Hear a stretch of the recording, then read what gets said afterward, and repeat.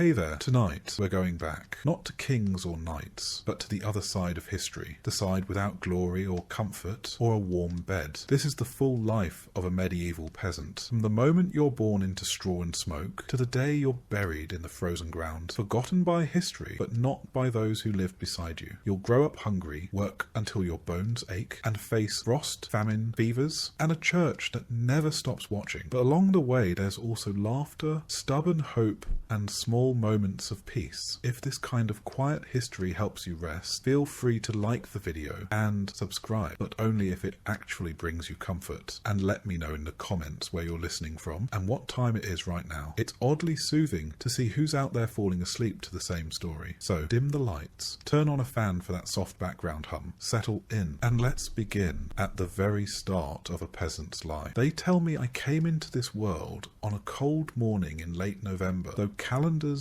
didn't mean much in the village, unless it was planting season or a saint's feast. My mother gave birth to me on a pile of straw near the hearth, while my eldest sister threw more dung onto the fire, and my father muttered something about it being another mouth. It was my third sister that cut the cord with a knife we usually used for cheese, and then they wrapped me in rags that had once belonged to a cousin who died young, like most cousins did. It wasn't a dramatic affair, just another baby in a hut, already echoing with the coughs and snuffles of too many children in too little space. You don't get a name right away. That was superstition, mostly. A good portion of us never made it past the first few weeks, so it was bad luck to grow attached too soon. Half the village had buried a baby at some point, and the churchyard was dotted with tiny, unmarked graves, soft earth for short lives. So they waited a while, watched me closely, and only after I had survived my first bout of fever was I baptised by Father Oswin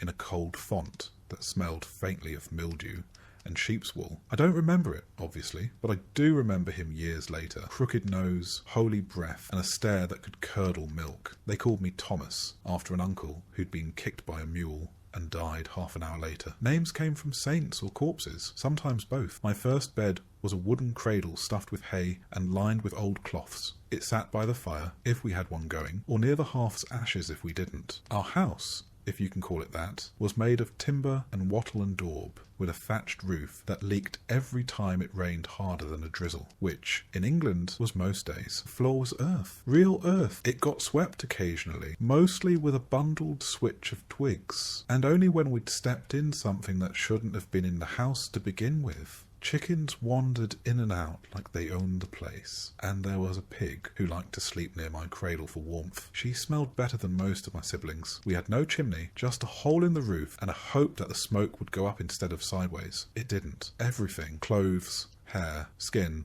reeked of smoke, the kind of scent that burrows into your bones and never quite leaves. As a babe, I was lucky to have milk. Some weren't. Wet nurses were a luxury, and most mothers fed their own if they had enough to give. My mother did her best, despite the 5 other squalling mouths and the winter ration of pottage that barely warmed a spoon. Weaning meant mashed peas, softened barley, and the occasional bit of bread soaked in broth. Teeth came early. Illness came earlier. I had 4 siblings older than me, 2 younger, and one I never met. He died in the night, sometime around Candlemas, wrapped in a blanket and still warm when they found him. We didn't speak of it. We didn't need to. Everyone understood. By the time I could walk, I had chores. You don't get a childhood in the way modern folk imagine it. No toys, no school, no idle hours spent wondering about your feelings. My early years were spent chasing chickens, fetching water from the stream, which may or may not have had a dead squirrel floating in it, and being smacked with a wooden spoon if I got underfoot. We shared everything: beds, shoes,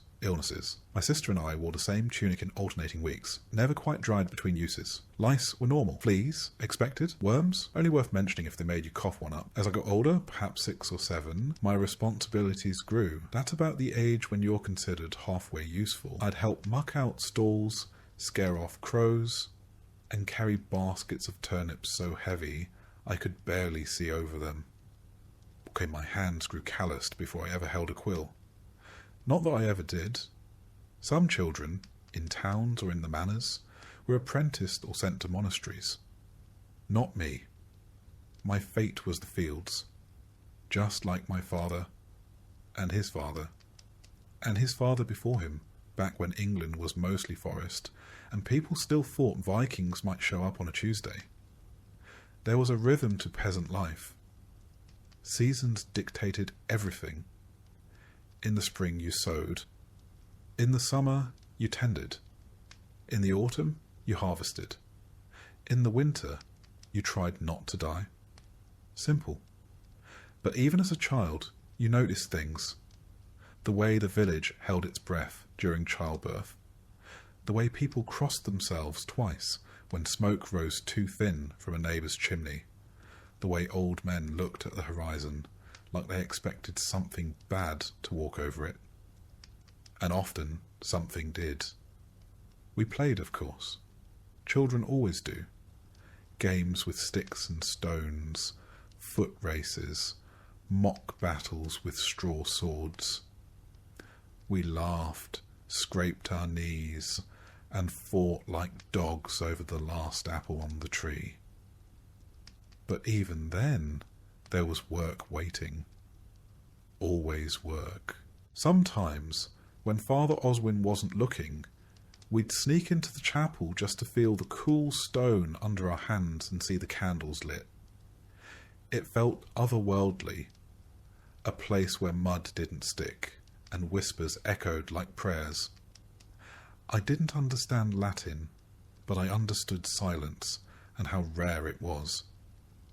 There was a boy named Will who lived 2 houses down. He'd lost 3 brothers to a fever, and used to say that if you saw 3 crows in the field before breakfast, someone would die before sundown. We all believed him. Superstition wasn't a pastime. It was a survival mechanism. Saints protected our animals, relics cured our boils, and dreams were warnings. Especially the ones with fire in them. My education was oral. Stories, prayers, curses. I learned what crops to plant when, how to spot a snake in tall grass, and that stepping on the church threshold with your left foot meant a week of bad luck. These were the lessons that mattered.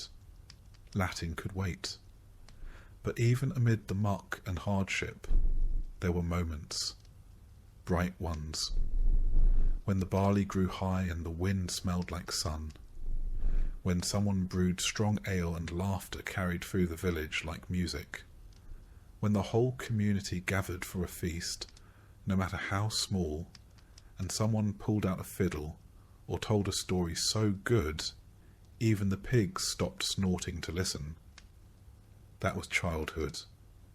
A mixture of hardship, hunger, noise, and fleeting joys. We were never clean, rarely full, and often cold. But we were alive.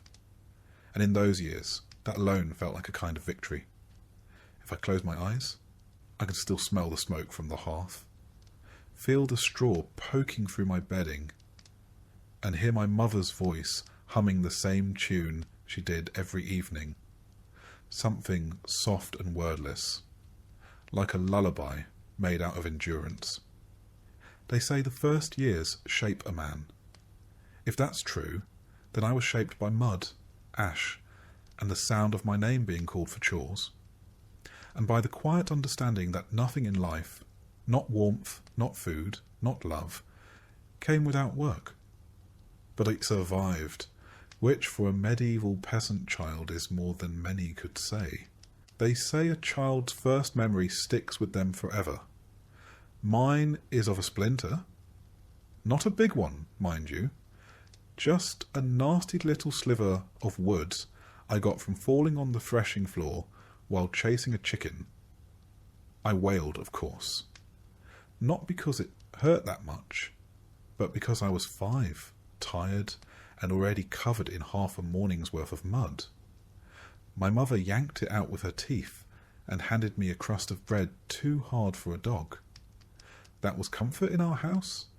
Removal of wood, followed by carbohydrates. In medieval England, childhood was less a protected phase, and more a short, muddy ramp-up to full exhaustion. You weren't coddled. You were taught, not through books or lessons, but by watching, copying, and occasionally getting swatted with a ladle if you did something particularly dim. I don't remember a time without work. By the time I could form sentences, I could carry water. A small bucket sloshing down my legs. By 5, I was feeding chickens. By 6, shooing crows off the barley. By 7, I was sent with the other boys to learn the fine art of not standing where the oxen are trying to walk. We called it learning. Today you'd call it survival training. Most of our day revolved around the needs of the house and field. Morning started early. Before the sun, if it was harvest season, we'd be woken not by roosters, but by my father's boots slamming the door shut behind him as he headed out.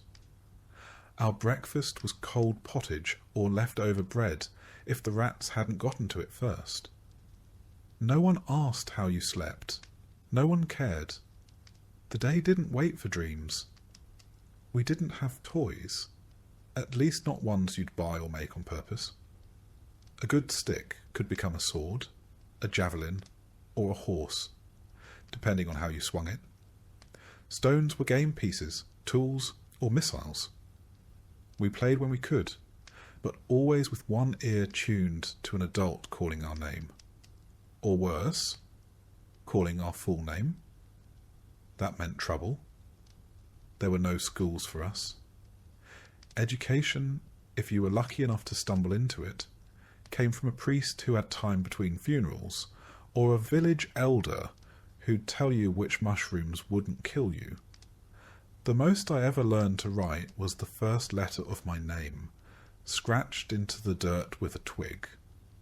And even that was seen as a bit fancy. What I did learn, and quickly, was everything needed to stay alive, and mostly out of trouble. How to walk behind a plough without tripping. How to lift with your knees. How to spot a weasel in the chicken pen. How to keep quiet when Father Oswin started talking about sin and hellfire, and how to pretend you weren't the one who stole the last apple off the cart. Religion found you early. You didn't understand it, not really, but you understood fear. You feared hell. You feared the devil.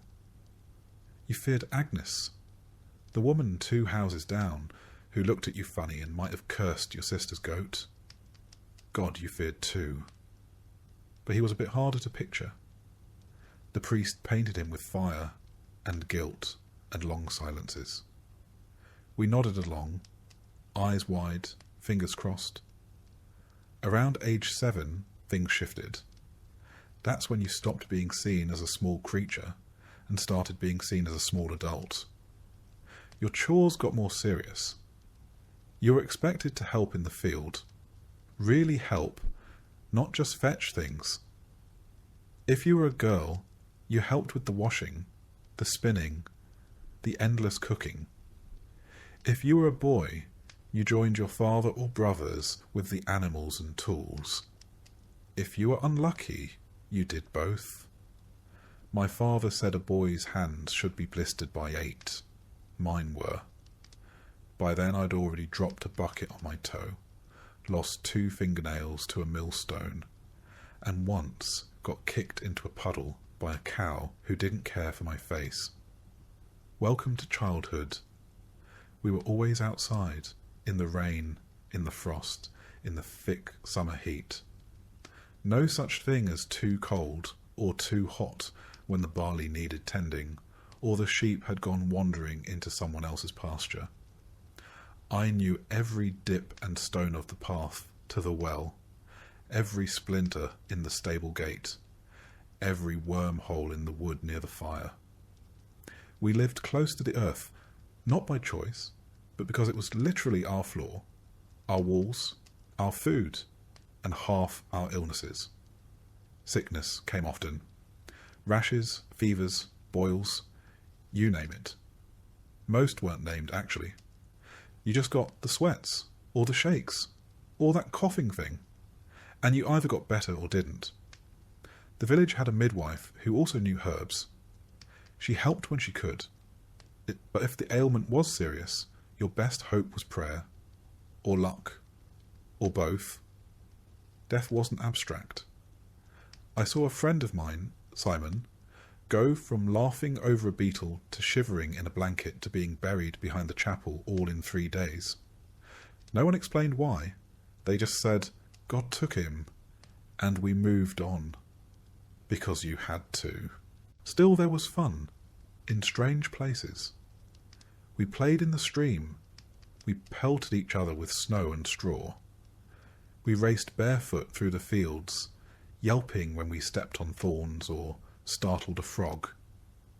We stole turnips, then ran from the tanner, who claimed they were his.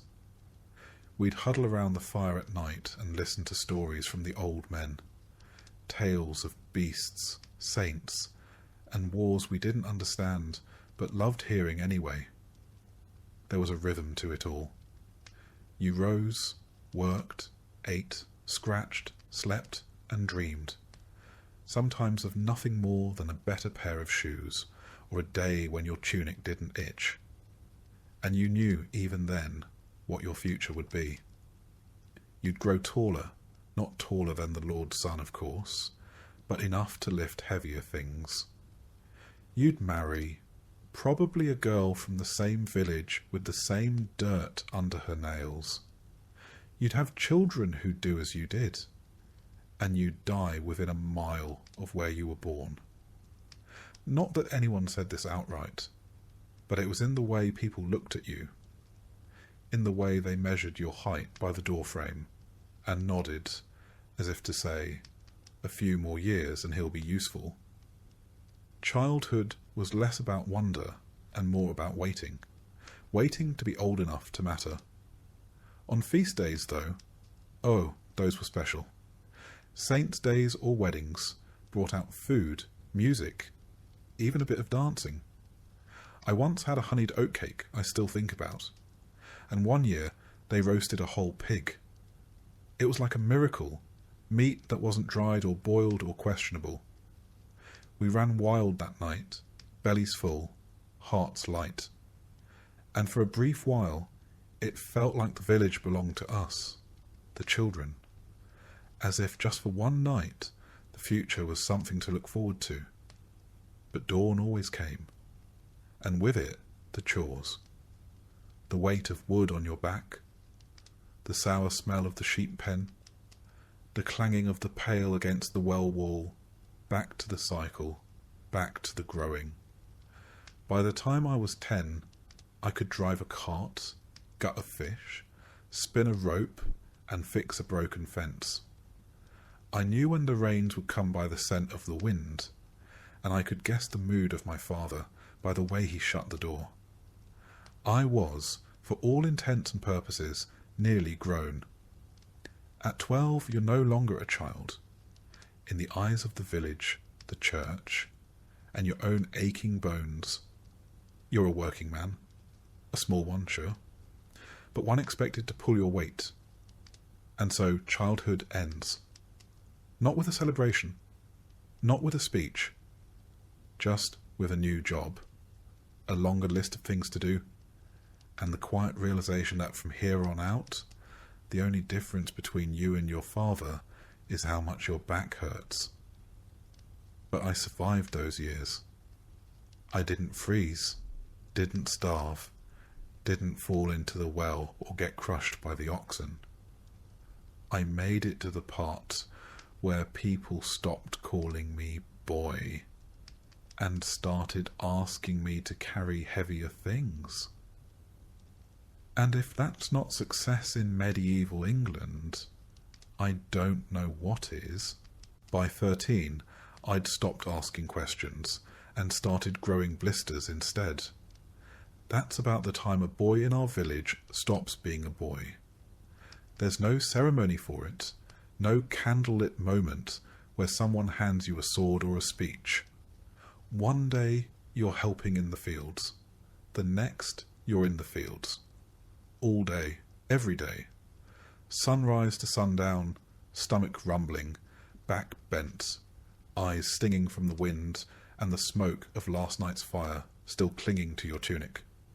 My voice had started cracking like the rafters in our cottage after a rainstorm, and the older men noticed. They began talking to me less like a child and more like a very disappointing colleague. "You missed a row, Thomas." "That plough line's crooked, Thomas." "Stop walking like your legs are made of porridge, Thomas." Encouraging stuff. Still, there was pride in it. I had a tool of my own. A scythe, duller than it should have been, but mine. I was trusted to feed the animals, turn the soil, even fetch deliveries from the manor storehouse, assuming the steward wasn't in one of his moods. I earned my bread now, quite literally, and I ate it with the dignity of someone who'd bled for it. Work came in seasons, just like weather and fevers. Spring was ploughing and sowing, your boots caked in wet earth, hands raw from gripping the handles. Summer meant long days under a wide, hot sky, your neck blistered, eyes squinting against the glare, swatting flies with every other breath. Harvest season was its own madness. No sleep, no rest, just reaping until your arms felt like someone else's. And winter. Winter was when you wondered if your toes still counted as part of you. Our food didn't get better now that I was older. If anything, I noticed how often we went without. Dinner might be a ladle of barley stew, chewy with leftover bones. Supper, if we had one, was cold. Bread hardened on the hearth. Once I cracked a tooth, trying to bite through it. We laughed. Then we cried a little because we realised it was the last loaf. Water, fetched by my younger brother now, still came from the stream or the communal well, depending on which was less cursed that week. It always tasted a bit like moss and worry. We drank it anyway, when there was no beer. The older I got, the more I noticed the things grown men didn't speak of, but understood. How they'd glance at the sky and frown. How they'd listen to the hens clucking like it meant something. And it did. A change in weather, a spirit nearby, or just bad luck blowing in from the next village over. Bad luck came often. Sometimes it came in the form of a fever. Sometimes in the form of a cartwheel snapping at the worst possible moment. Once, it was a collapsed roof in the night. 2 of our neighbours gone by, mourning. I helped pull the bodies from the rubble. They didn't look peaceful. They looked surprised. Like even in a world where death was common, they hadn't expected that. Around this time, I started noticing girls.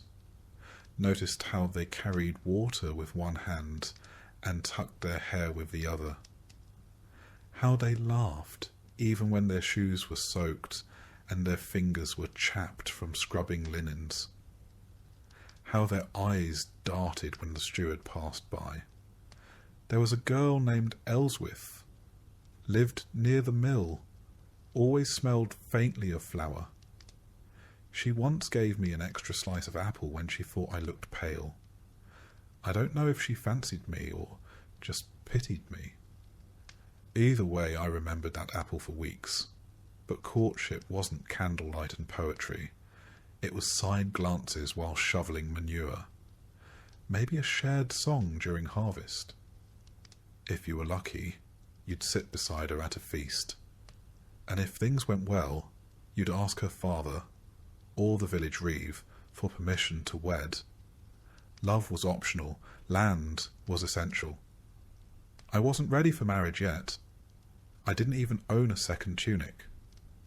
But I was expected to contribute, not just to my family, but to the manor. Every able-bodied peasant owed labour to the lord. It wasn't up for debate. That meant working the domain, the lord's personal land, a few days a week, unpaid.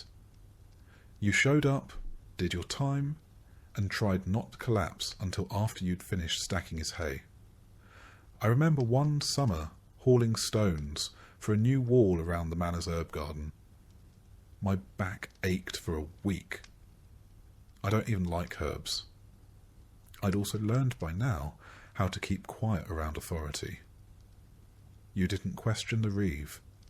You didn't question the steward. And you certainly didn't question the Lord, even if you thought his velvet hat made him look like a goose in disguise. Religion played a larger role now. I was old enough to understand the sermons, or pretend to. We knelt during Mass, mumbled along with the Latin we didn't understand, crossed ourselves, and hoped it would be enough. I confessed to sins I wasn't sure counted, coveting bread, speaking ill of the hayfork, once kicking a chicken because it startled me. Father Oswin said I should pray harder. I tried, but sometimes I fell asleep mid-prayer, exhausted from work and the cold and the low-burning knowledge that nothing was guaranteed. Not food, not health, not tomorrow. The manorial court became familiar too. Once every few weeks, villagers would gather, and the Lord or his appointed judge would settle disputes. Boundary lines, livestock squabbles, accusations of theft. Once, a man was fined for taking firewood from the wrong grove. Another was whipped for hunting rabbits that technically belonged to the Lord. I watched. I learned. I kept my head down. Sometimes I dreamed of leaving the village, of running off to a town, finding work as a tanner, or miller, or even a guard. But those were stories you told yourself when the rain kept you awake, or when you were ankle-deep in manure, and wondering if this was all life had to offer. But then I'd look around and see my brothers, my mother by the hearth, my father snoring in the corner, and the pig asleep in her usual spot, and I'd remember this was life. And it wasn't all bad. We had music sometimes. A fiddle, a pipe, a voice raised in song during a rare evening when the work was done early and the ale hadn't run dry. We had stories passed down by candlelight. We had the steady rhythm of the seasons, the first shoots of spring, the golden sheaves of autumn, the deep hush of winter snow. And slowly I found I wasn't the smallest boy anymore. There were others now, younger than me, looking up, watching how I tied the rope or sharpened the blade, asking questions I once asked. I wasn't yet a man, but I was no longer a child. My shoulders had filled out. My hands had stopped bleeding from the scythe, and my back only ached when it rained. One morning my father handed me a set of tools without a word, just nodded. That was it. My confirmation, my promotion, my induction into the long line of peasants who'd done the same work, in the same fields, under the same sun, for generations. And I took them. Because that's what you did. You carried on. Thomas had seen enough of courtship before he ever experienced it himself. Not the kind with flowers and whispered promises. Those were for stories told by travelling minstrels. Not for boys who spent their mornings knee-deep in pig muck and their evenings scraping dried oats off the cooking pot. Courtship in our village, and by our I mean the 30 or so souls who shared the same patch of frostbitten soil, was a matter of timing, bodies, and barley. You didn't fall in love. You grew into usefulness. By the time I reached 15, I was tall enough to reach the thatch and thin enough to be useful without needing much food. That made me marriageable. Not because I had anything to offer romantically. I didn't even have my own pair of boots yet, but because I could haul water, swing a scythe, and had enough teeth to chew through a turnip without making too much noise. That was about as dreamy as a man could get. My parents started talking about Ellen the same year I stopped sleeping in the corner of the main room and started sleeping in the loft. She was a year younger, known for her spinning, and had wide shoulders from churning butter since she could stand. We'd said maybe 6 words to each other in our lives, 5 of which were, "Move, I need the ladle." But our families both needed what the other could provide: hands, grain, and a quiet partnership that wouldn't cause trouble.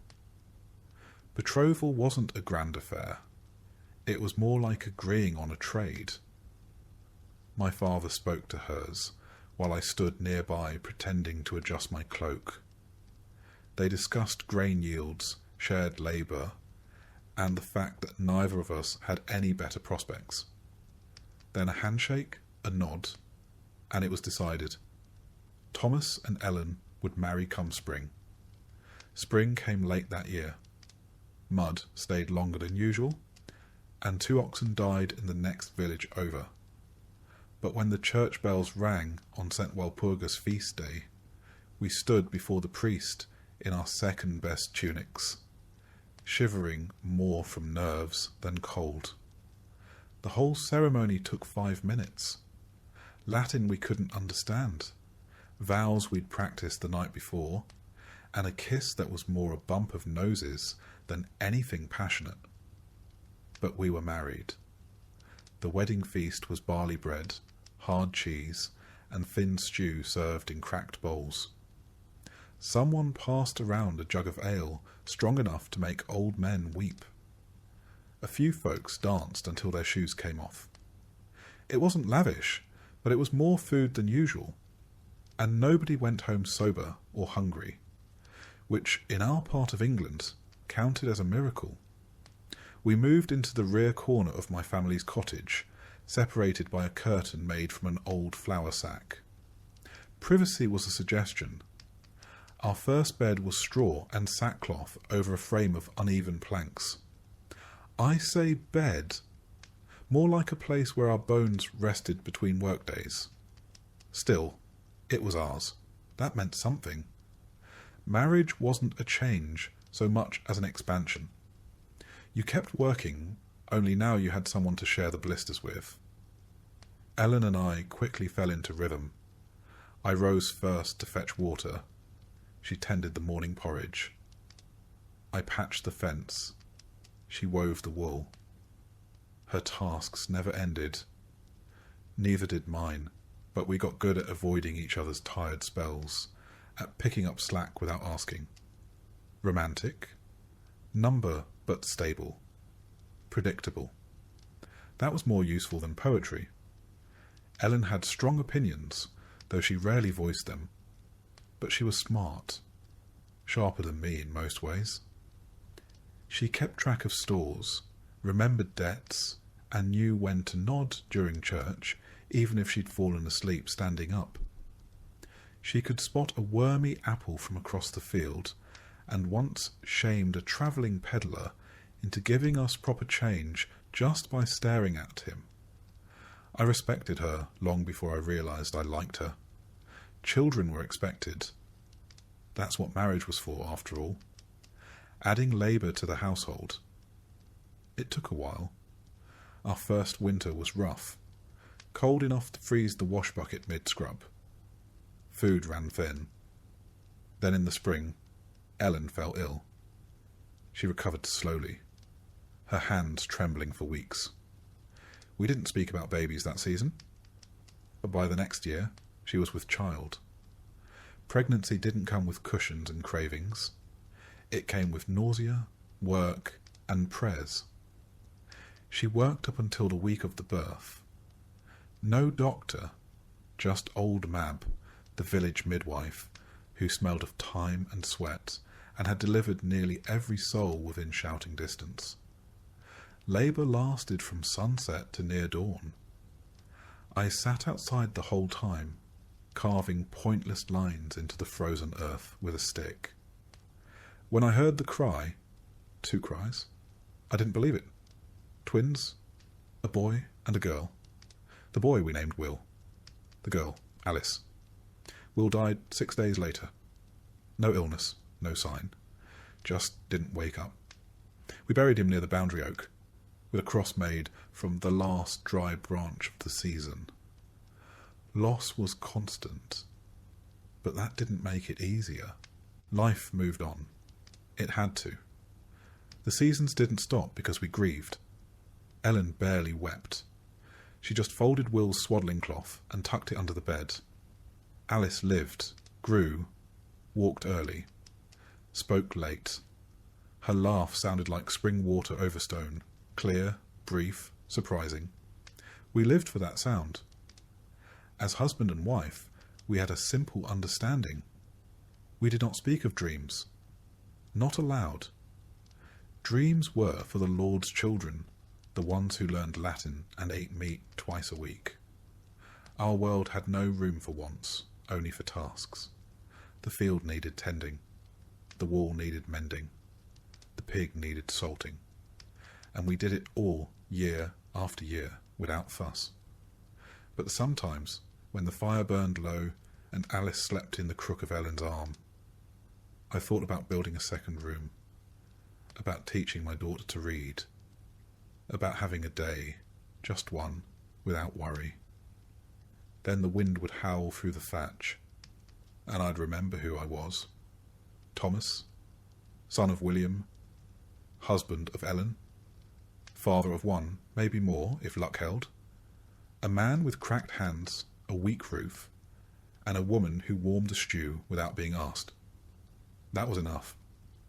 The years following our marriage were not marked by great changes, but by small, repeated ones. A new tool, a second pig, a patch of land the steward let us borrow. Each improvement came with a cost. More labour, more obligation, more eyes on us. But they also stitched a new shape to our life. Our roles in the village became clearer too. I was no longer just young Thomas. I became Thomas who fixed the well rope, Thomas who loaned barley seed, Thomas whose daughter didn't die last winter. These small noticings, shared over ale or during idle talk near the bakehouse, mattered more than I admitted. Respect in a village doesn't come from speeches. It comes from surviving while being useful. Ellen, for her part, was respected by women and feared slightly by men, not because she was harsh, but because she remembered everything. She became a sort of informal registrar of marriages, debts, and feuds. No one could recall whose turn it was to borrow the cart. Ask Ellen. Couldn't remember if Martha's son was born before the plague or after.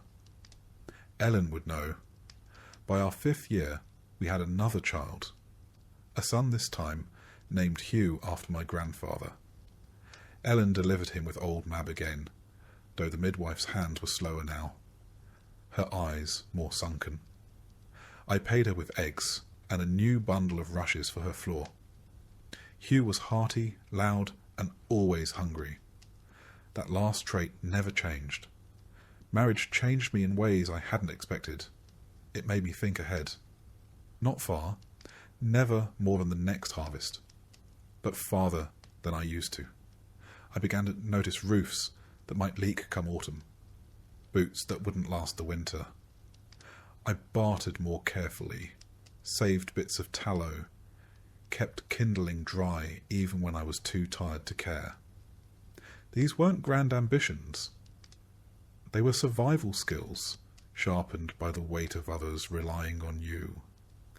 Historically, peasants like me weren't expected to have inner lives. But the truth is, we did. We just didn't have time to dwell on them. The rhythm of life as a full-grown peasant is less a schedule and more a relentless loop. There's no concept of adulthood as we'd understand it today.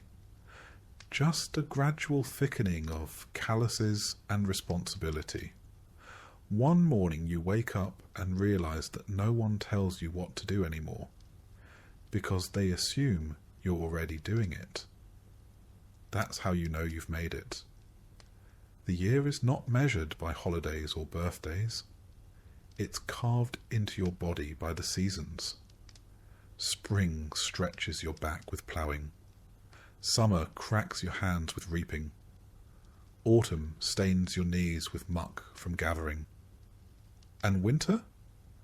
That's when your bones remind you of every bad harvest and every splintered fence you ever repaired. There's always something to do, and rarely anything to show for it. You dig, sow, mend, fetch, chop, patch, and then start over. The tools are basic.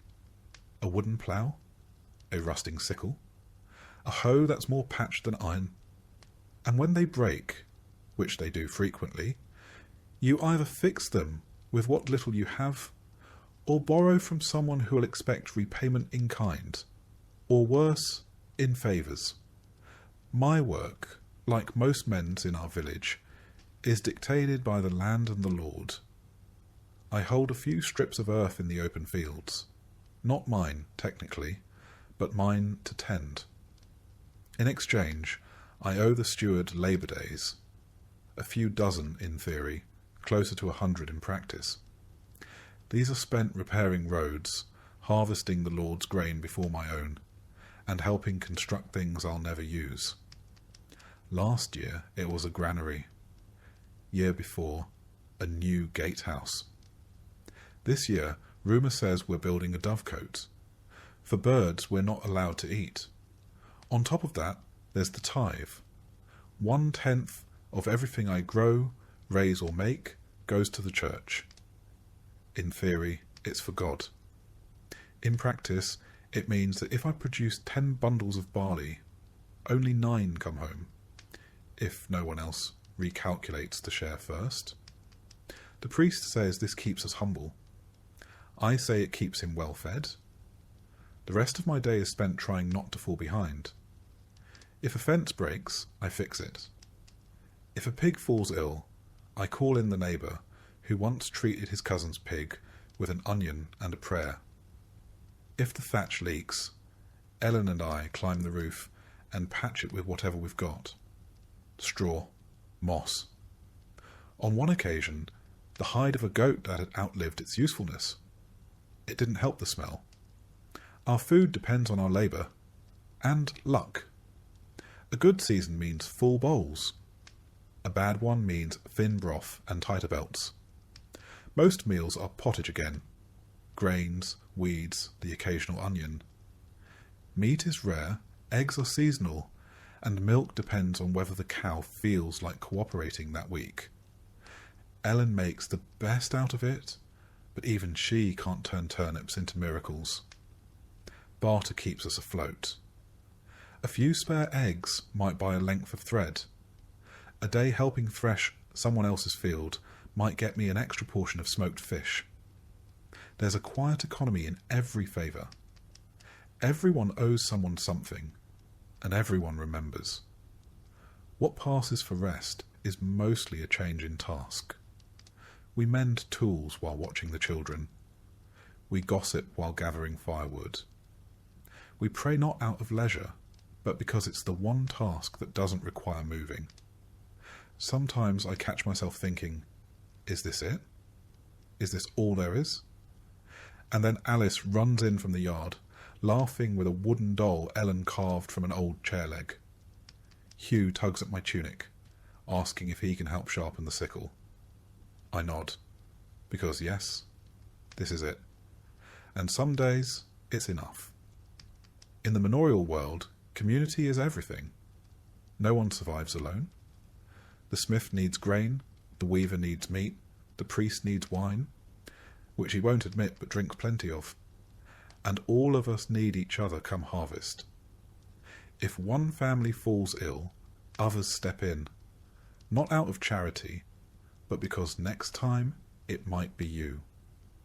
And of course, there are days of rest. Sunday Mass, Saint Days, the occasional feast where bread is slightly less hard and ale flows for free.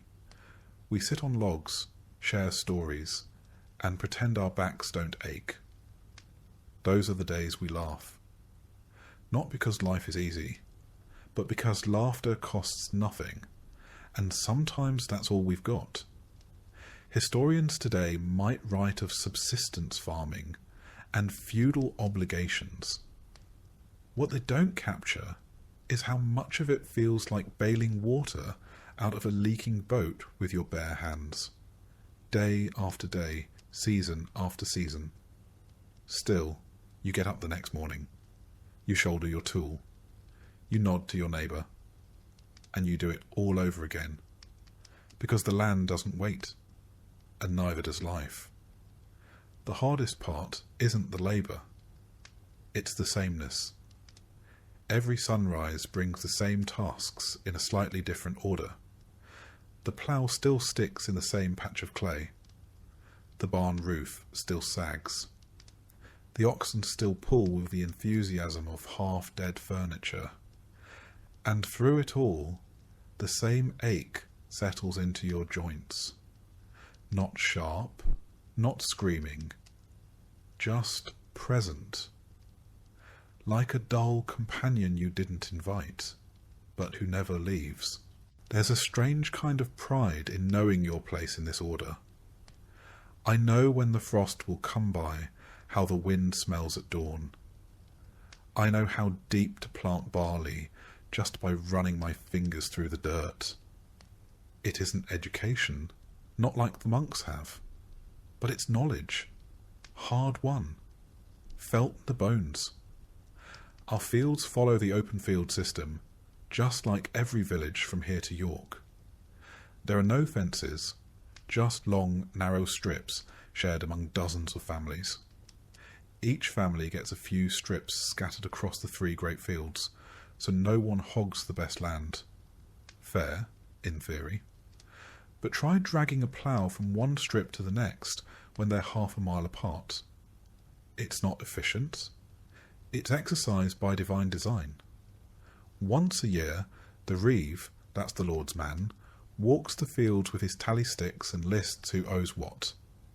If your yield is good, you owe grain. If it's bad, you still owe grain. The math is more spiritual than logical. And if you argue, you'd best enjoy digging ditches. You'll be assigned plenty. Taxes and tithes aren't the only thing pulling at your grain sack. Come autumn, the travelling merchants show up with cloth, salt, and promises. They trade high and buy low. I've sold 5 chickens for a spool of thread before. A bad deal, but the kids needed clothes, and chickens are replaceable. Children, less so. The village has no inn, no market square, no place to rest except the church steps or the dirt path itself. But it's a village all the same. We have elders who remember the fire of '89, when half the homes burned. We have newlyweds trying to carve a plot out of nettles. We have a man who claims he once saw a saint in the clouds. Most just nod and keep walking. Everyone sees strange things when they work alone too long. You learn to rely on people without trusting them fully. Borrow a scythe, return it sharper than before. Lend a hand, and someone will lend you one when your cart breaks. But if you owe too much, or complain too loudly, word gets around. And in a place like this, your reputation works harder than you do. The village women form the other half of the economy.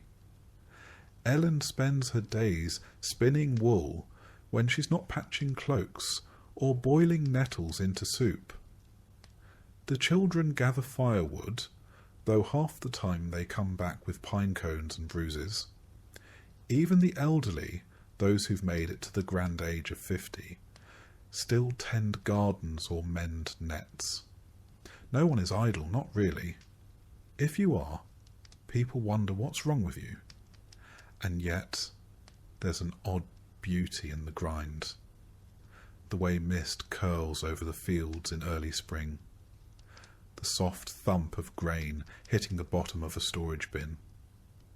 The moment after sundown, when the last ember in the hearth glows just long enough to show Ellen's face, tired but smiling.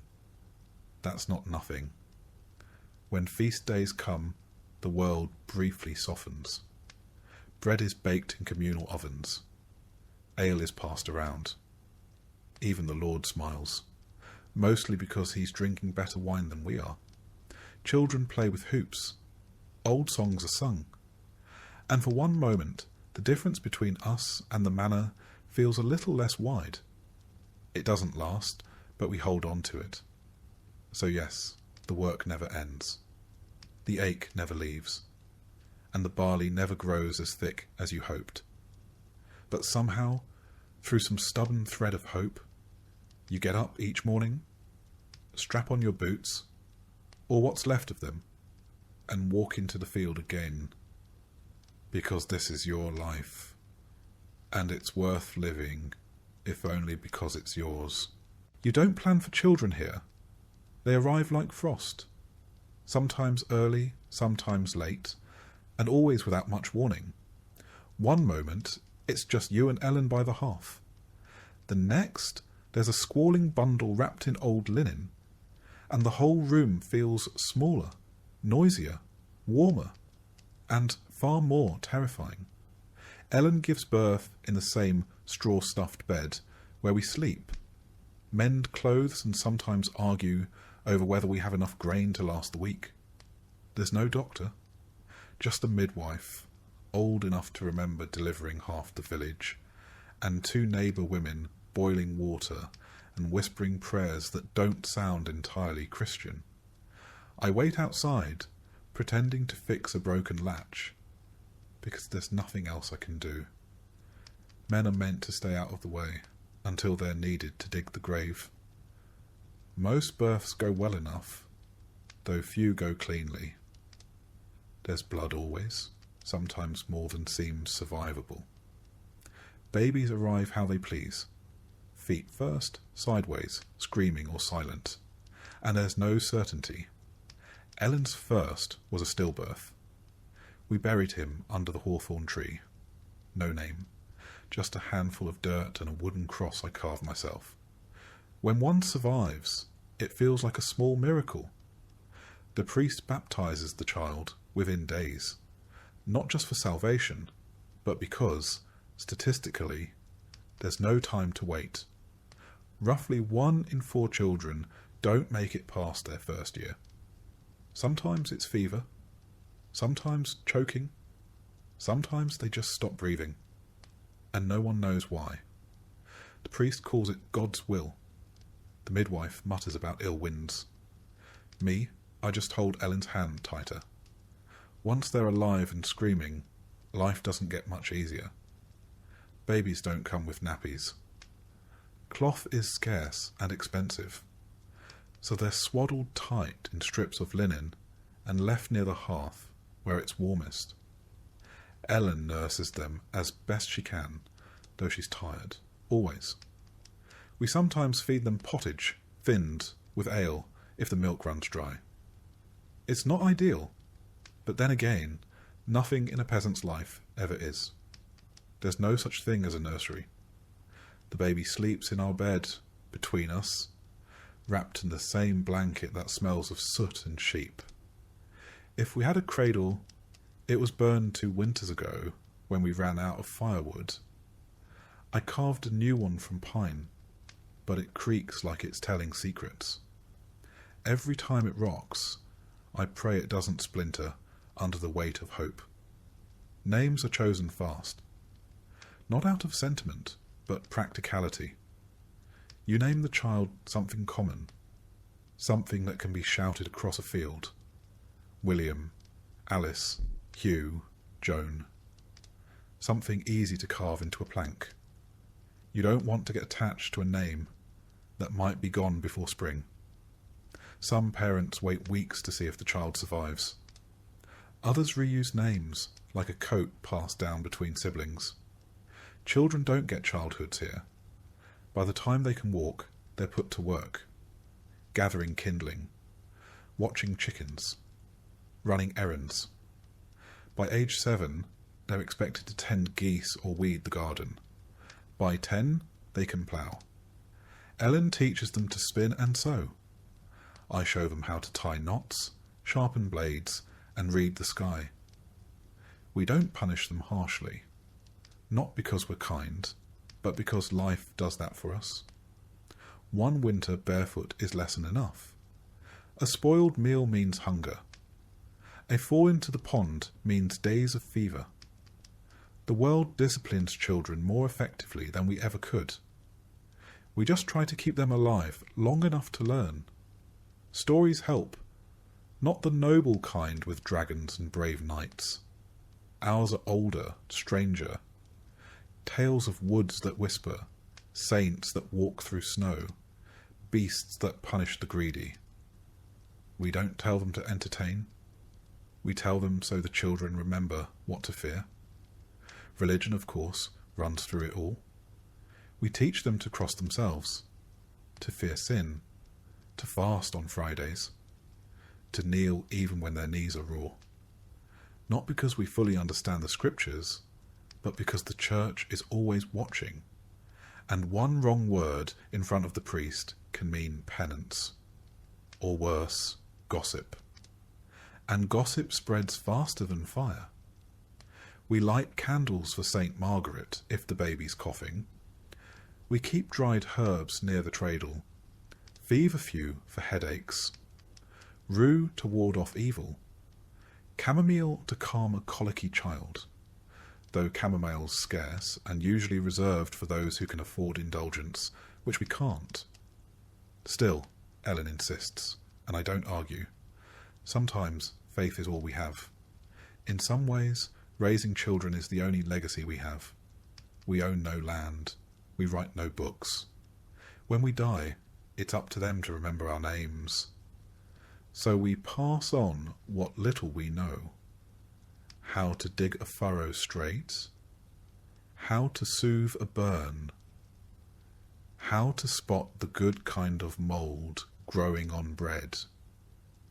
These lessons, small as they are, might outlast us. Still, every cough in the night feels like a threat. Every fever is a challenge. There's no medicine to speak of, just boiled herbs and whispered prayers. If the child survives, you give thanks. If not, you dig another grave and try again. There's no real privacy. Not in a hut where everyone shares the same air and breathes the same smoke. When one child wakes coughing, everyone does. When one child cries with hunger, the sound sits in your ears for hours. Ellen sings lullabies in low whispers, old ones her mother taught her. Most of them about saints and spirits and stolen bread. We hang rowan branches above the door, not just for decoration but to keep sickness out. At least that's what the midwife says. I don't believe in such things, but I don't take them down either. You stop gambling with luck when you've buried 2 sons before their first birthday. Feast days give them something to look forward to. The village might roast a pig. The priest tells tales of miracles. The children run barefoot through the frost and come back red-faced and laughing. On St. Martin's Day, they get little bits of sweetened dough. It's not much, but they remember. Even in the dead of winter, children play. With bones, with sticks, with scraps.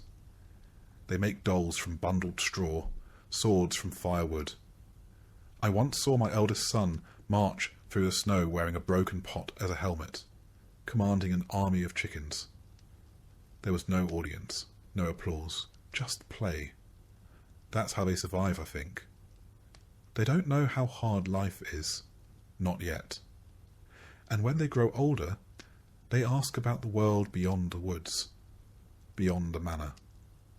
They ask if kings eat bread like us, if priests sleep in beds, if there are places where snow never falls and soup doesn't taste of roots and regrets.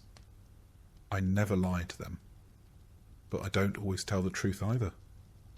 There are some things a father says just to keep a child's hope alive. The winters are hardest on the little ones. Their fingers stay red and cracked. Their lips go blue at night, even with the fire burning. We wrap them in everything we own. Sometimes we tuck hot stones into cloth and place them near their feet, praying it buys us another hour of sleep without shivers. I've watched Ellen scoop our youngest from his blankets just to hold him tighter, afraid he might slip away if she doesn't. The midwife says it's normal to lose a child. Normal. I hate that word. It shouldn't be normal. But I say nothing. I just nod. And the next morning, I go chop more wood, because there's no time to mourn properly when there's a household to heat and mouths to feed. One year, the river froze over so thick that boys skated on it using flattened bones tied to their feet with string. They slipped and fell and bruised themselves half to death, but they laughed so hard you'd think they'd never known suffering. That's the kind of memory I hold on to. Laughter on ice. A moment when winter wasn't just about survival. And yet, not every family is as lucky. Our neighbours lost 3 children to fever in 1 month.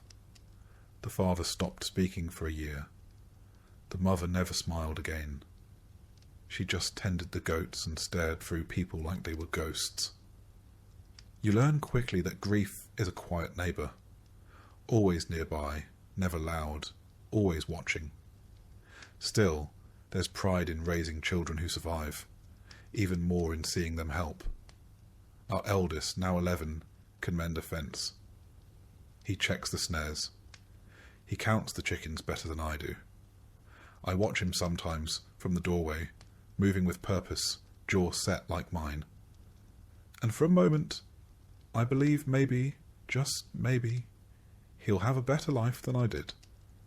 But I don't say that out loud. That kind of hope feels fragile, like thin ice. Better to keep it close, where the frost can't get it. The pain starts in your knees. That's where it always begins. You tell yourself it's the damp. Then your shoulders ache, your back throbs, and your hands curl in on themselves like old roots. You're not even 40. But your body thinks you've lived twice as long. My name's Thomas, and I've worked the field since I was tall enough to hold a rake. Now when I grip a tool, my knuckles crack like firewood. The ache isn't sharp. It's just there, like the cold, or the smoke, or the weight of the thatch on our roof. You get used to it, sort of. Illness is part of life. Not the kind that knocks you down once in a while. The kind that settles in and stays. One winter, Ellen coughed so hard I thought she'd bring the rafters down. We boiled onion in ale and made her drink it by the spoonful. A local woman said to rub goose fat on her chest and hang garlic from the ceiling. We did both. She lived, so maybe it worked. Or maybe she just refused to die while the stew still needed seasoning. There's no doctor in the village. Closest thing is old Wren, who's either a healer or a witch, depending on who you ask, and whether the fever broke. She knows every herb in the woods. What makes your bowels move? What makes a wound close faster? What might kill a man slowly if he's been unkind to his wife? She says fever few for headaches, yarrow for bleeding, nettle for strength. I trust her more than the priest when it comes to sickness. Most remedies involve boiling something that smells worse than the illness itself. Then you drink it, sweat through your shirt, and pray. If that fails, they bleed you. A shallow cut on the arm sometimes leeches. The idea is to let the sickness out with the blood. Personally, I think it lets the strength out faster. The church has cures too.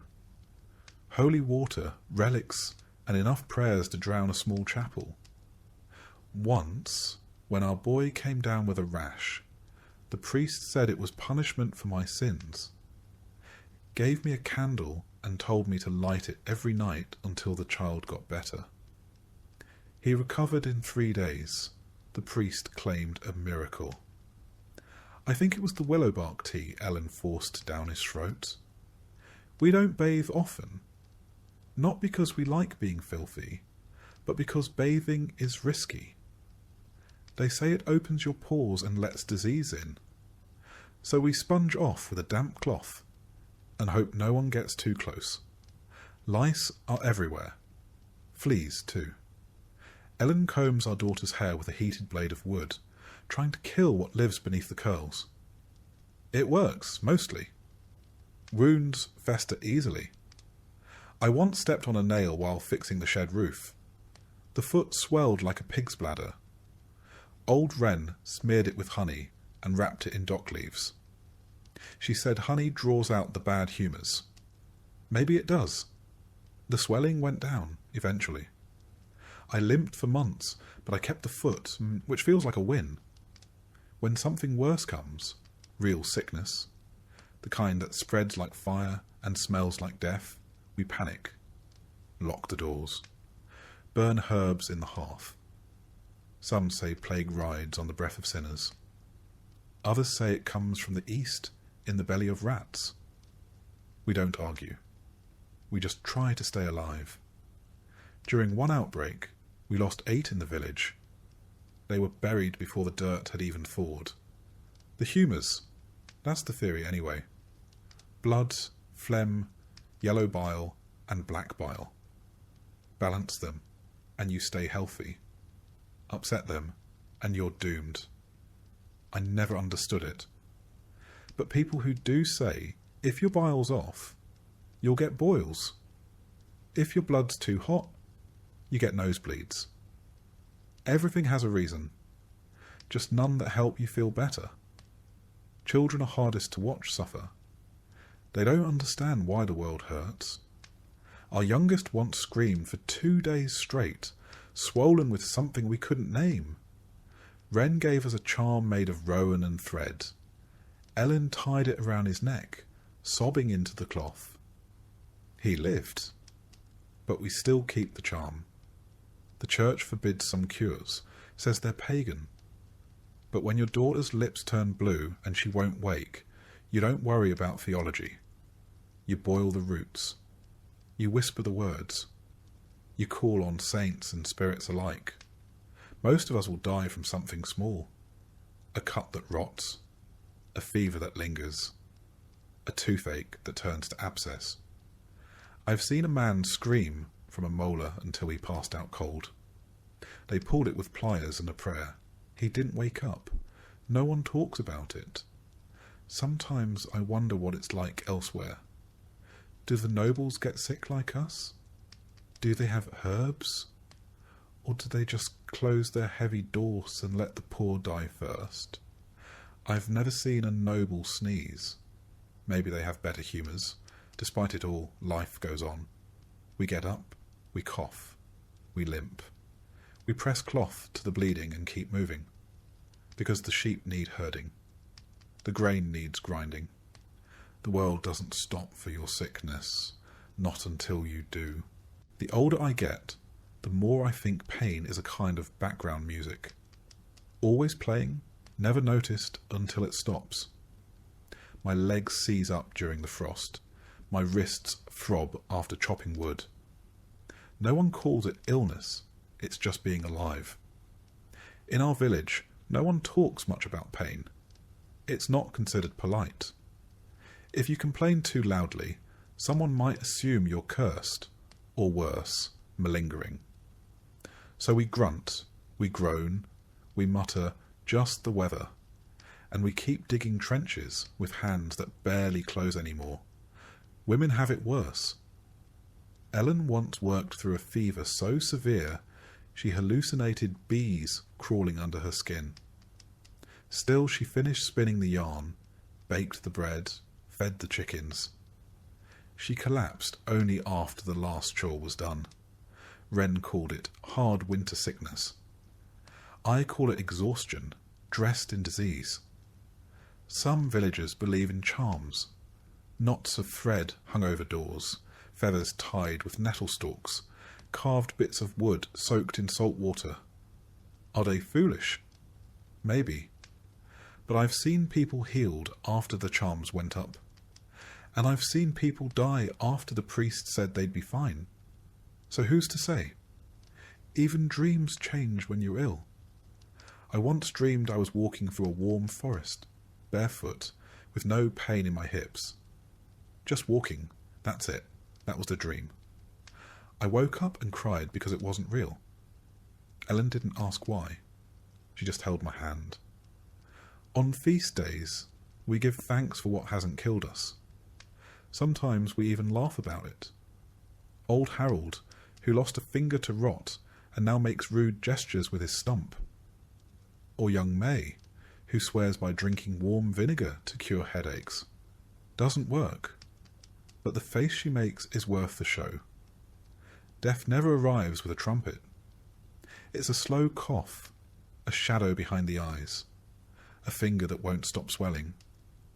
You learn the signs, you feel it before it knocks, and still you hope you're wrong, because even after everything, after the pain, the weakness, the fear, no one wants to leave this hard, beautiful, miserable life.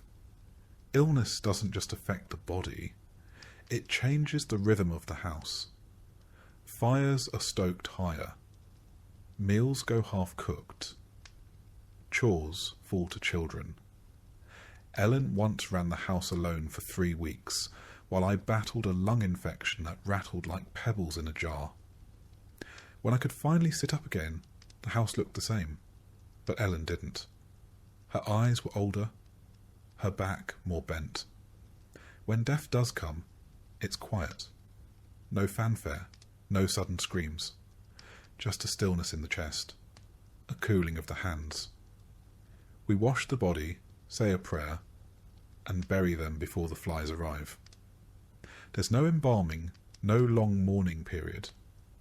Just a short walk to the edge of the woods, a shovel, and enough tears to soak the first handful of earth. Afterward, the priest comes by with blessings. He says suffering is a test. I nod, but I'm not sure what we're meant to prove. Maybe that we can keep going, that we can wake up the next day, relight the fire, boil the herbs, and pretend the house isn't missing something precious and irreplaceable. Maybe that's all there is to it. Some mornings, before my back's even straightened out, and my hands have remembered how to grip, I hear the bell, low and mournful, carried on the wind like an old secret. That's the church bell. It tells us when to rise, when to rest, when to repent, and when to bury another neighbour. My name is still Thomas. I've been a son, a brother, a husband, a father, and, after enough winters, a mourner more times than I care to count. I've built fences, tilled fields, raised children, and tried, above all else, to be good. Not clever, not important, just good enough not to bring shame, sickness, or supernatural punishment upon this little stretch of muddy ground I call life. In our village, religion isn't something you think about. It's something that thinks about you. Constantly. The church is the largest building for miles, and the only one with enough stones to look permanent. Everything else rots, leaks, or burns. But the church stands like God's own ledger, watching and waiting. Every Sunday, we file into that stone echo chamber to listen to Father Elric, who delivers sermons like they're firewood, heavy, splintered, and absolutely necessary. He talks of sin like it's the air we breathe, and heaven like a place we might earn if we just keep coughing through the cold without complaining too much. Mass isn't optional. The Lord demands it, the priest enforces it. And Agnes, who gossips with the fury of 10 monks, will absolutely report you if your seat is empty. I missed one Sunday during the fever and spent the next week repenting publicly and coughing into the communal chalice. The church calendar runs our lives. There are holy days, saints' days, fasting days, and days when you're only allowed to think about your sins.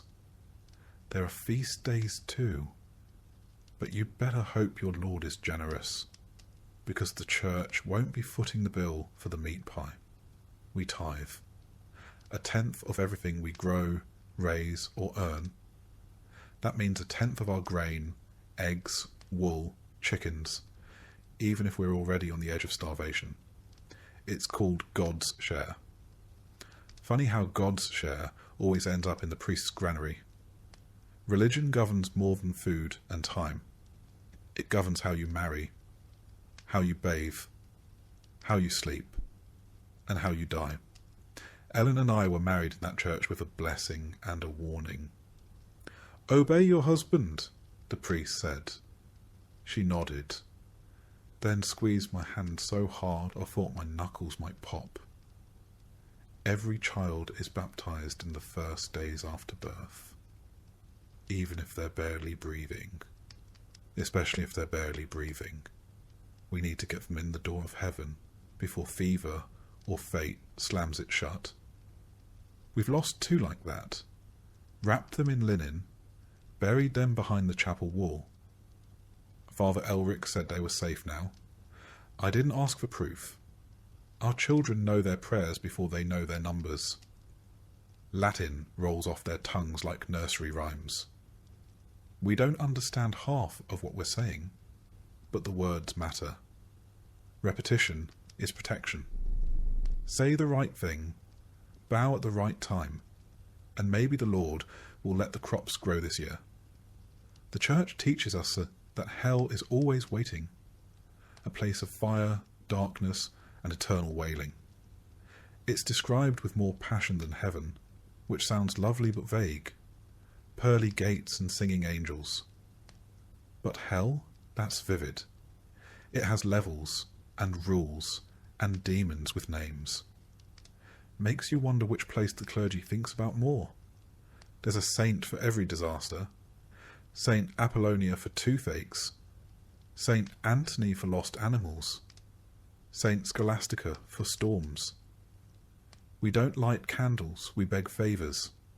Some wear tokens. Others whisper prayers into tree trunks or bury relics in their gardens. Officially, that's not condoned. But we're peasants. We'll take protection from wherever we can get it. Superstition fills the gaps where the church won't go. A dream of falling means a death's coming. A barn owl in the rafters means a curse. If the fire hisses without wind, someone's lying in the room. We hang horseshoes over the door, place iron near the cradle, and never, ever speak the name of someone recently buried after dark. Old Wren keeps bones wrapped in cloth under her bed, says they're from saints. Agnes says they're from rats. But when the crops failed last year, even Agnes went to Wren for a blessing. Sometimes, when the priest leaves the village, Wren visits the sick.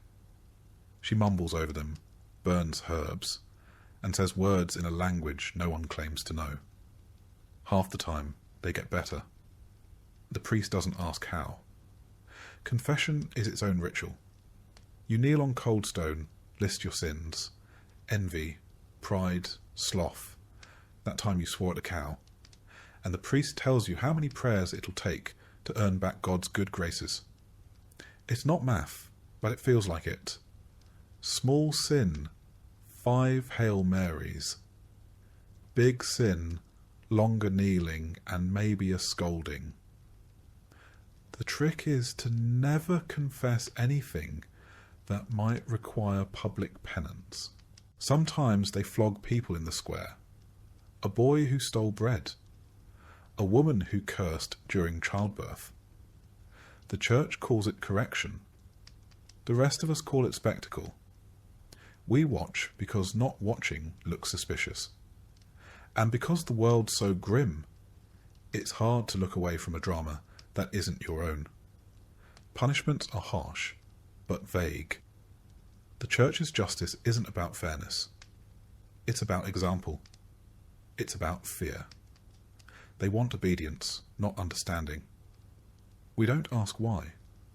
We just bow our heads and avoid questions that don't have safe answers.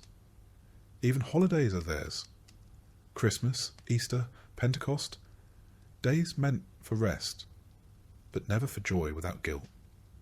We attend Mass, fast, and maybe, if the Lord allows, eat something better than gruel. I remember once we had venison. The priest said it was a gift.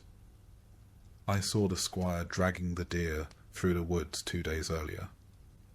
Maybe the saints delivered it, or maybe they were just busy looking elsewhere. There's comfort in the ritual, even when you're not sure you believe every word. Lighting a candle for a lost child, kneeling beside your wife as she prays for a better harvest, holding a trembling hand in the confessional and whispering something that's weighed on you since the frost took your neighbour. I've buried friends who died with rosaries in their hands.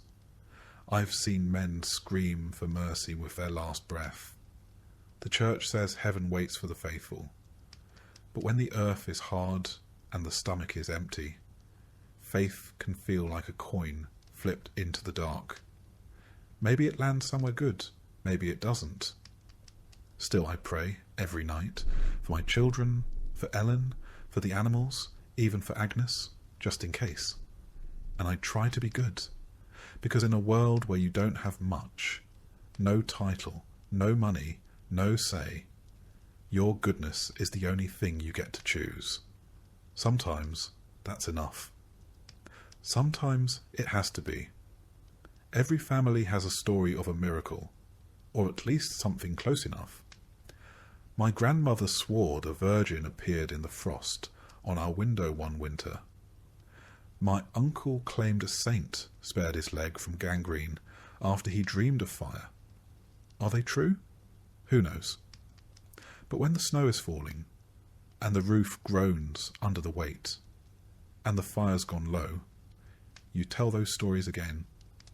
Not because they're certain, but because they're kind. And in this life, that's a rare thing. So tomorrow, I'll rise again with the bell, bow my head at Mass, and thank the saints I've made it this far. Not because it's easy, but because it's what we do. We endure, we believe, and we carry on. One prayer, one superstition, one cold morning at a time. It's strange, feeling old in a body that's barely seen 4 decades, but that's how it goes. I'm 40, give or take, no one's really counting, and I creak like the barn door in November. My name is still Thomas, and I've worked these fields since I could stand upright. I've got more scars than memories, and most mornings I feel like a tree that was struck by lightning but didn't quite fall over. They call us old when our backs curve and our teeth start dropping. Not because we've earned some great title or pension, but because it's rare to even reach this age. Most don't. Most are buried before they ever get to mutter about aching joints or how things used to be better back when bread didn't taste like old dirt. So here I am, still breathing, still bending, still one stubbed toe from becoming a cautionary tale for the younger lads. My hands, once strong enough to lift bundles of wheat and wrestle stubborn pigs, now tremble when I grip the plough. My knees, which have spent years kneeling in dirt, prayer and grief, complain with every bend. I've started walking with a stick. Not because I want to, I'd rather limp like a fool, but because it's that or cruel. You'd think I'd earned some rest by now, but there's still wood to chop, grain to grind, and animals to feed. Ellen says I should take it easy, but the fire doesn't light itself, and no one else is going to keep the roof patched. So I move slower, ache louder, and pretend I'm still as sharp as I was back when I could sprint across the village without pulling something. Truth is, you age fast when you spend your life in mud, wind, and worry. The sun carves lines into your face. The cold hollows out your bones. And the hunger, even when it doesn't kill you, leaves its mark. It's not just the body, it's the loss. I've buried more people than I can name.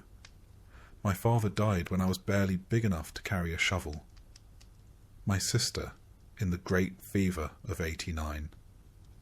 One of my boys during the last frost, when the chimney cracked and the smoke filled the room before we woke. We don't cry loudly. That's not how it works. We nod, we dig, we lower them into the earth, and then we go home and scrub the hearth as if that will bring them back. Some folks turn bitter, others quiet. I've done both. These days, I mostly just talk to the fire. In the village, you become the old one once you outlive 2 generations. Children start asking your opinion, even if you've never said anything worth repeating. You get asked to bless meals, settle arguments, explain why the moon looks odd, as if surviving makes you wise. But I know better. Half of survival is luck. The other half is sheer stubbornness. There's no such thing as retirement. That word doesn't exist for us. When you can't work the fields anymore, you mend tools, scare crows, or tend to the chickens with whatever's left of your knees. If you're too feeble for even that, you tell stories and hope someone leaves bread at your door. If you're lucky, you'll have children who still live close and kind enough to care for you. If not, the winter decides when it's time to lie down for good. Meals grow smaller too. The best cuts go to the younger ones. They've got work to do. You make do with crusts, soup from bones, and whatever's still growing in the back plot. My teeth are fewer now, and I chew slowly, carefully, like every bite is a negotiation. Sometimes I forget what food tasted like when I still had all my molars. Not that it was ever much to begin with. My hearing isn't what it was either. Half the time I pretend I didn't catch the insult or the joke. The other half I genuinely didn't. The younger lads think I'm going soft. Let them. There's power in being underestimated, and peace in not hearing Agnes's complaints the first time around. Every now and then I catch a glimpse of myself in the water trough, a face I barely recognise, sunken cheeks, greying beard, eyes that look like they've seen too much and remember too little. My hair, once thick and dark, is now thinning and wiry, more hay than hair. Ellen says I'm still handsome. I think she lies out of pity or habit. Either way, I let her. The church says we gain wisdom as we age. That time polishes the soul. Maybe that's true. Or maybe we just learn how to complain more politely. Still, I do find myself thinking more. Not about regrets, but about patterns. How the rains come earlier now. How children stop asking questions once they see you don't have answers. How death doesn't surprise you anymore. Just reminds you to keep your good cloak mended. In the evenings, I sit near the hearth and carve things from scrap wood. Little animals, faces, once a rosary. Ellen says it keeps me quiet. I say it keeps me sane. There's not much difference anymore. Sometimes I walk to the edge of the village and just stand there, looking at the trees. I used to climb them when I was a boy. Now I watch the wind move through their branches and wonder which will fall first, me or the oak near the stream. The lads think I'm strange, that I've grown quiet, soft, thoughtful. But that's just what happens when you've lived long enough. You run out of noise. You realise that most arguments weren't worth the breath, and most of the people you argued with are gone anyway. You notice the small things more. The way frost clings to the edge of the window like lace. The sound of Ellen's stitching late at night. The smell of fresh straw on the floor. They don't seem like much, but when your bones hurt and your days blur, these details are what anchor you. You also start to reckon with what you've done, and haven't. The child you yelled at too harshly. The feast day you skipped to rest. The neighbour you never quite forgave. The little things that stick, long after bigger memories fade. The lads in the village say I'm lucky, that I've made it this far. But they don't see the toll it takes. How every cough feels like a warning. How every winter could be the last. They see me smile and think I've made peace with things. But most days, I'm just tired. I still work, in my own way. I sharpen tools. I teach the younger ones how not to cut their thumbs off with a sickle. I sit with the dying when no one else can bear it. That last one. That one's important. There's something about being near someone when they pass. It's not loud or dramatic. It's quiet. Like a candle going out when no one's watching. And I pray more. Not for myself, but for my children. For Ellen. For the strength to keep rising each day, even when I'd rather not. Faith changes with age. It stops being about reward and becomes more about rhythm. Like breath. Or the seasons. So I carry on. Slowly. Quietly. With a limp in my step. And 1,000 memories in my bones. I don't know how much time I've got left. But I know how to use it. I'll feed the fire. I'll teach the young. I'll kiss Ellen's cheek while she's still within reach. Because even in a world built to forget men like me, I remember, and I endure, until I can't. And even then, the sun will rise, and someone else, maybe one of mine, will carry the pail, sow the field, and remember my name, if only in passing. There's no grand finale, no parade. No one reads your name from a scroll, or carves it into anything fancy. When a peasant dies, the world keeps spinning. The bread keeps baking. The animals still need feeding. But for the handful of people who knew your laugh, your limp, or the way you always cursed at the rooster, it matters. At least for a while. I suppose I always knew how it would end. Not dramatic, not clean, just slow. A fire that gets smaller each winter, until one day it goes out for good.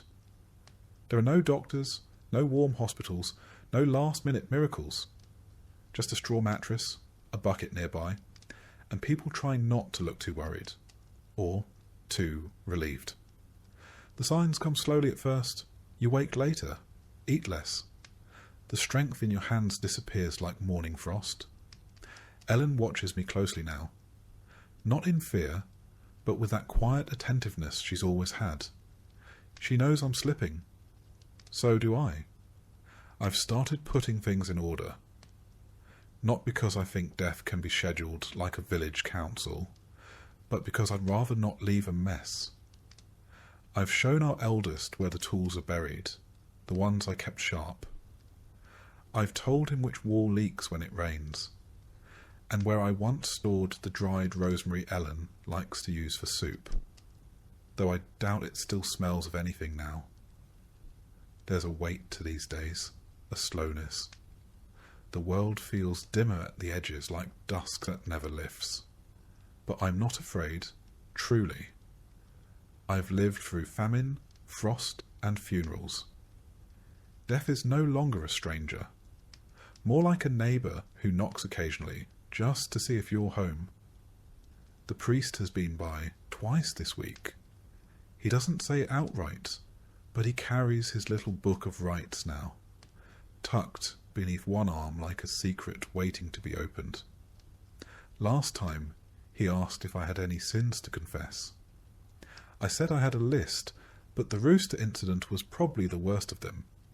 He didn't laugh, but Ellen did. We peasants don't get grand funerals. No choirs, no carved angels. If you're lucky, you get a box.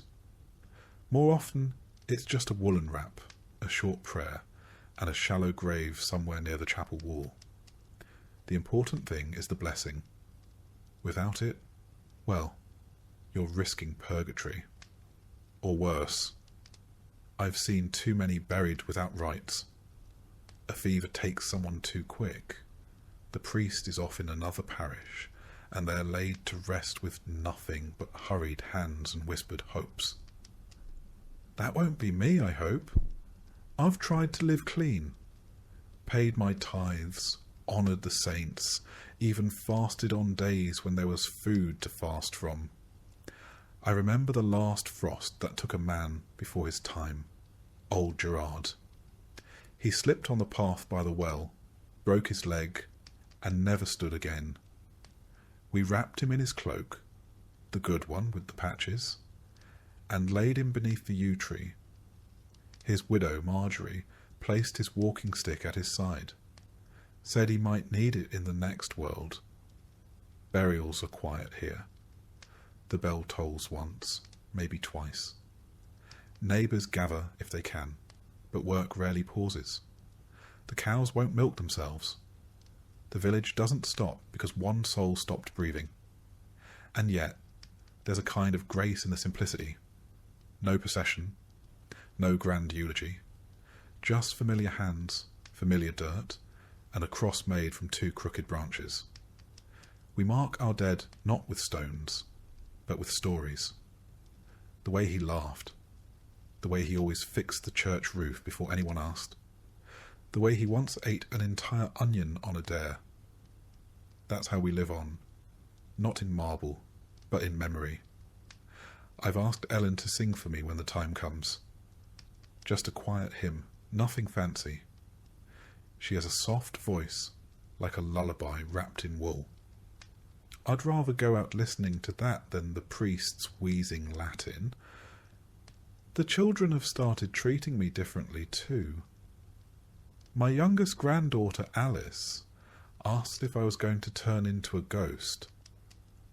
I told her only if she kept stealing turnips from the cellar. She giggled, but I saw the worry in her eyes. They all know. There's a tradition in our village, passed from mother to daughter. When death comes, you open the windows. Even in winter. It's said to let the soul out, to carry it skyward. I don't know if I believe it, but I've left instructions anyway, just in case. And then there's the matter of legacy. A strange word for a man who owns nothing. No title, no wealth, no land. But maybe legacy isn't gold. Maybe it's the fence I helped mend. The prayer I whispered beside a sickbed. The way my eldest son now kneels before supper without being told. The church teaches that if we live rightly, we'll be rewarded after death. A place without hunger, or pain, or frostbitten toes. I hope that's true. But I've also learned not to count chickens, especially after last winter when the fox got in. Still, I do wonder, what will they say when I'm gone? That I worked hard? That I loved Ellen? That I always remembered to patch the thatch before the rains came?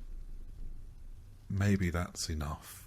Ellen says she'll bury me near the elder tree if the ground isn't frozen. I like that spot. It's quiet. In the spring, the roots smell like sweetness and old wood. And if she places the carving I made, the one with the little rooster on it, I suppose I'll go out with a bit of a smirk. So when the end comes, and I think it's close now. I'll meet it like I've met every storm, every famine, every failed harvest, with quiet resignation, a muttered curse, and a bit of hope. Not for heaven, but for memory. For a life lived, if not easily, then at least completely. It's not the fear of death that weighs heaviest. It's the worry that you'll be forgotten. That everything you built, everything you endured, might vanish like smoke up a chimney. But I take comfort in knowing my hand shaped this place. Every groove in the wood, every furrow in the soil, bears my mark. The village remembers in quiet ways. A child repeating a saying you once muttered. A patch of herbs still growing by the path because you dropped seeds there half a lifetime ago.